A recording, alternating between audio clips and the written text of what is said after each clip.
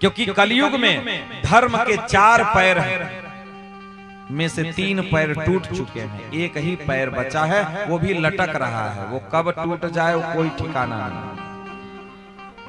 धर्म के 4 पैर कौन कौन सा? तप, पवित्रता, दया और सत्य, ये धर्म के 4 पैर हैं। तो थोड़ा थोड़ा कहीं सत्य देखने को मिलता, थोड़ा थोड़ा सत्य देखने को मिलता, बाकी कुछ देखने को नहीं मिलता। तप तो है ही नहीं, कोई तपस्या करना ही नहीं चाहता, कोई व्रत नहीं करना चाहता, कोई बैठ करके थोड़ा सा भी ध्यान नहीं करना चाहता, बिना तपस्या किए माल खाना चाहता है। आज का तो आदमी ऐसा हो गया है कि बिना पढ़े नौकरी पाना चाहता है, बिना विवाह करे बच्चा पैदा करना चाहता है, बिना कमाए धन की इच्छा कर रहा है कि कमाए ना, बस माल जेब में भरा रहे। ऐसा व्यक्ति हो गया, तपस्या नहीं करना चाहता। इसलिए कलयुग में कोई तपस्या नहीं करता, एक पैर टूट चुका है। पवित्रता, किसी के अंदर पवित्रता नहीं है, किसी के अंदर शौचता देखने को नहीं मिलता।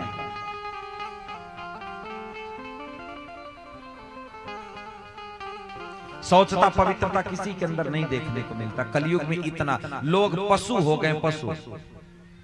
जैसे आजकल देखो, पशु टट्टी करता है, पूंछ से साफ कर लेता है, बस हो गया काम। बस ऐसे आदमी हो गए। शौच जाता है, वो स्नान नहीं करता है। शौच जाने के बाद जो कपड़ा पहन के शौचालय जाता है, वही कपड़ा पहन करके चला जाता है काशी विश्वनाथ का घंटा बजाने के लिए।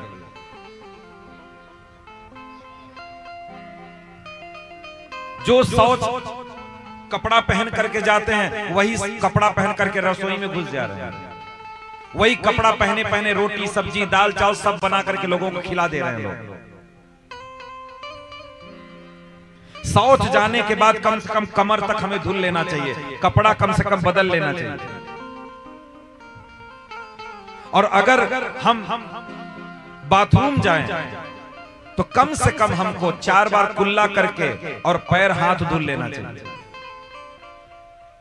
लेकिन शौच जाएं तो हमको बिना स्नान किए मंदिर में नहीं जाना चाहिए, बिना स्नान किए रसोई में नहीं जाना चाहिए, बिना स्नान किए हमें खाना नहीं बनाना चाहिए। इसीलिए तो आज किसी के घर खाने से मतलब इतनी समस्या है, पूछो। किसी को शौचता पवित्रता पता ही नहीं, हमको कैसे रसोई करना है, कैसे बनाना है, जैसे मन हुआ वैसे ही बस बना करके खिला दिया। तो लोगों की मति भ्रष्ट नहीं होगी तो क्या होगा? हमारे मति भ्रष्ट होने का यही सब कारण है। बिना नहाए माताएं रसोई में घुस जाती हैं। महीने में 4 दिन हमें अशौच अवस्था में रहते हैं, हमें कुछ नहीं करना चाहिए। उस समय रसोई भी नहीं करना चाहिए, अपने बच्चों से पति से दूर रहना चाहिए, कोई मतलब नहीं। उस दिन में माताएं रसोई भी बना करके खिला दे रही हैं, कोई मानता ही नहीं। ऐसे दिन में क्या खाना बना के खिलाना चाहिए? रसोई में नहीं जाना चाहिए। रसोई में अन्नपूर्णा मैया रहती हैं। काहे नहीं गरीबी आएगी, काहे नहीं हम रोएंगे, काहे नहीं जीवन में दुख आएगा, हमको पता ही नहीं है।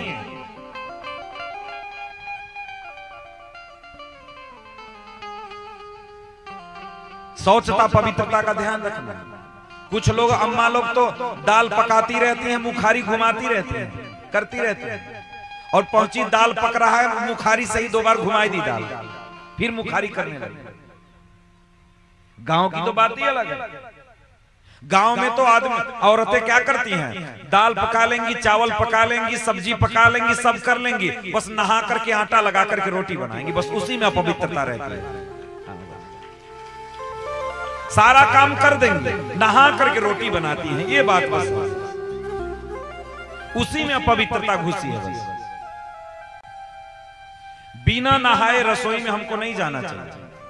रात को जूठा बर्तन घर में रखना नहीं चाहिए। रात को बर्तन धुल करके रसोई साफ करके तभी हमको सोना चाहिए। एक भी जूठा बर्तन घर में नहीं रखना चाहिए। अगर रात को आप जूठा बर्तन घर में रख करके सोते हो तो घर के लोगों की आयु कम हो जाती है, आयु छीड़ होती है। इसलिए घर में जूठा बर्तन नहीं पड़ा रहना चाहिए। खा करके थाली बाहर फेंक दिए, कुकुर खा रहा है उसी में, कौआ खा रहा है, फिर उसको मांज करके उसी में खुदव खा रहे हैं, और कोई संत महात्मा है उसको भी उसी में परोस रहे हैं। जिस बर्तन में कौआ मुंह डाल दे, जिस बर्तन में कुत्ता खा ले, वो बर्तन फेंक देना चाहिए बाहर। उस बर्तन में न खाना चाहिए, न बनाना चाहिए, न किसी को खिलाना चाहिए। इसलिए जैसे ही खाओ वैसे ही बर्तन धुल करके घर में रखो। जितना घर भर में थाली में जूठन बचा रहता है, थाली का जूठा उठा के ले जाके गैया को डाल देते हैं। गाय को जूठा खिलाना चाहिए। कितना बड़ा पाप कर रहे हो आप, कितना बड़ा पाप कर रहे हो। सारा जूठन उठा करके ले जाके गाय को खिला रहे हो। गाय मां है, गाय के अंदर कितने कोटि देवताओं का निवास होता है। वो सारे देवता तुम्हारा जूठा खाएंगे? गाय को खिलाने से सारे देवता को भोग लग जाता है, और उसको ले जाकर के जूठा जो थाली में बचा है ले जाकर के उसको खिला रहे। कभी भी गाय को जूठा नहीं खिलाना है, कभी भी नहीं खिलाना। हाँ, रसोई में बच गया, उसको साफ साफ अगर बचा है तो उसको ले जाकर के गाय को खिला दीजिए, लेकिन थाली का जूठन गाय को नहीं खिलाना। कोई पवित्रता नहीं, कुछ मतलब नहीं है। एकदम जैसे जानवर, जैसे पशु रहते हैं वैसे ही जीवन जी रहे हैं। बस हम तो बड़का पुजारी हैं, रोज घंटा घुमा रहे हैं, माथा रंगाए के घूम रहे हैं, बस हम तो पुजारी हो गए जी, बड़का पुजारी हो गए। ध्यान देना है हमको, क्या करना है क्या नहीं करना है।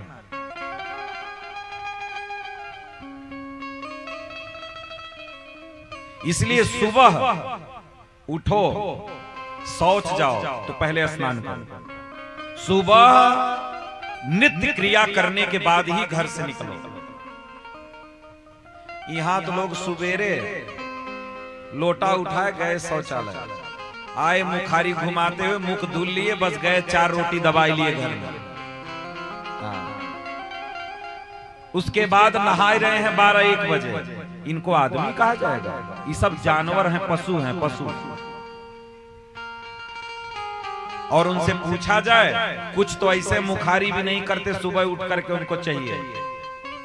और उनसे कहा जाए भैया थोड़ा नहाए धोए के खाया करो, तो अरे शेर ब्रश कहां करता है, बड़का शेर बन जाते हैं कि शेर ब्रश नहीं करता। ये तो डायलॉग है।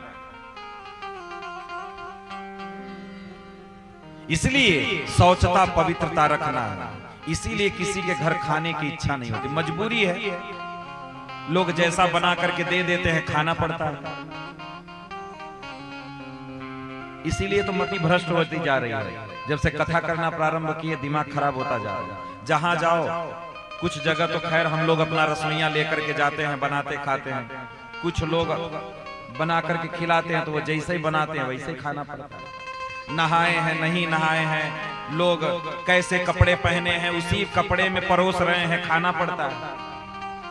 पता नहीं कैसे कपड़ा पहन करके लोग बनाए हैं, उसी में खाना पड़ता है। जो ने बर्तन में कुत्ता खाया है उसी में पूरी लेकर के बांट रहे हैं, उसमें भी खाना पड़ता है। क्या करें, अब आंख से देख थोड़ी रहे हैं।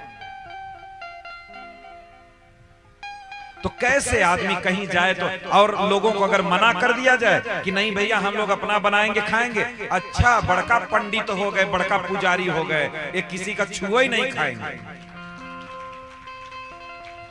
किसी के थाली में ना खाने का, किसी के यहां ना खाने का यही कारण है। बड़का पुजारी नहीं हो गए, बड़का पंडित नहीं हो गए, ना खाने का केवल यही कारण कि जानते हैं नहीं जैसे मन किया वैसे ही कराही चौका बेलना पटक पटक के तो खाना बनाती हैं औरतें, गुस्साए गुस्साए। तो इसलिए खाना कैसे बनाना है, बड़े शौचता और बड़े पवित्रता से खाना बनाना है कि हम भगवान को भोग लगाएंगे। अपने लिए भोजन नहीं बनाना है, भगवान के लिए भोजन बनाना है। शुद्धता, पवित्रता, एकदम साफ कपड़ा पहन करके रसोई में जाना है। साफ कपड़ा पहना, रसोइया में बैठ करके खाई रहे हैं साहब। ठंडी का मौसम है, एक तो ऊपरी दई देश मेहरारू, अब ऊपरी का ठेक लगाए के वही चूल्हा के लगे बैठ के सरकार खाई रहे हैं। गरम गरम रोटी पत्नी दे रही है और वो बैठ के चूल्हा में खाए रहे हैं। अब बताओ, रसोई में खाना चाहिए? ऐसे लोगों को क्या कहा जाए? बताओ क्या कहा जाए ऐसे?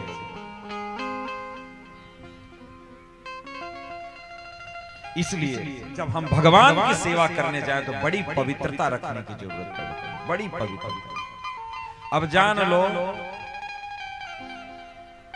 कि अगर जो कपड़ा पहन करके आप शौच गए हैं, ध्यान से सुनना, जो कपड़ा पहन के आप शौच गए हैं और शौच से आए हाथ धुल लिए तो बड़का साफ सुथरा हो गए। अगर हाथ बस धुल करके आकर के अगर छू लिए कुछ ना तो उसको धुलना पड़ेगा, ये शौचता होता है। और यहां तो शौच करके आए बस तान के सोई गए रजाई में, तो चलो खुद रजाई धुलो, धुलना पड़ेगा सब, नहीं तो वो सोने लायक नहीं बचेगा। और अगर उसमें सोओगे तो फिर क्या होगा? उल्टा पुल्टा स्वप्न आएगा, उल्टा पुल्टा स्वप्न आएगा। इसीलिए बिस्तर जिस पर सोते हैं बहुत पवित्र स्वच्छ होना चाहिए। इसीलिए दूसरे के बिस्तर पे नहीं सोना चाहिए, अपनी पवित्रता बना के रखो, अपने बिस्तर पे सो। दिमाग को ठीक रखना है तब, इसलिए पवित्रता का ध्यान रखना है, पवित्रता। और कभी घर में संत महात्मा आ जाए तो बहुत विचार करके उनको बनाना खिलाना है। जो मन करता है जब ही जाके घुस करके परोसने लगता है, जो मन करता है जैसे वैसे खिलाने लगता ना। साफ कपड़ा है, नहाए हैं, स्वच्छता पवित्रता है, तभी खाना बनाएंगे और वही खिलाएंगे। अब हम लोटा लेके देखा कर हैं शौचालय, तब से आयन हाथ धोए के लगन परोसे, ला महाराज खा। खुद तो नाश कर ही रहे हो, न हो को बिगाड़ रहे। हाँ, तो पहले हमें जानना, देखो साधु सेवा करने से पहले हमको खूब विचार करना है, जानना है, सुनना है, कैसे सेवा करना है, कैसे उनके साथ व्यवहार करना है, तब हमें उनकी सेवा करना चाहिए। और नहीं दूर से हाथ जोड़ लेना चाहिए, बस कोई बुराई नहीं, दूर से ही हाथ जोड़ लेना चाहिए। आग में हाथ डालोगे तो आग हाथ जल जाएगा, हाथ जल जाएगा। इसलिए बहुत विचार करके हमें ये सब करना, इसलिए पवित्रता हमें बना के रखनी है।